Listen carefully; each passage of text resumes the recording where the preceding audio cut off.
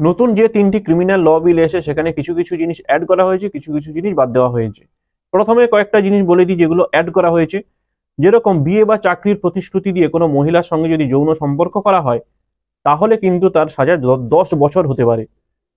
কোনো 18 বছরের নিচে মহিলার সঙ্গে যদি মহিলাকে যদি রেপ করা হয়, তাহলে তার সাজা কিন্তু আজীবন কারাদণ্ড কিংবা মৃত্যুদণ্ড হতে পারে। গণপিটুনি সেটা কিন্তু অপরাধের মধ্যে এসছে, তারও সাজা কথা ঘোষণা করা হয়েছে। যদি কেউ গাড়ি ধাক্কা মেরে পালিয়ে যায়, তারও কিন্তু সাজার ব্যবস্থা করা হয়েছে। যে জিনিসগুলো বাদ দেওয়া হয়েছে তার মধ্যে বেশ কয়েকটা হলো, যেরকম রাষ্ট্রদ্রোহ আইন সেডিশন, সেটা কিন্তু বাদ দেওয়া হয়েছে এবং তার বদলে এসছে জাতীয় ঐক্য সংহতি আইন।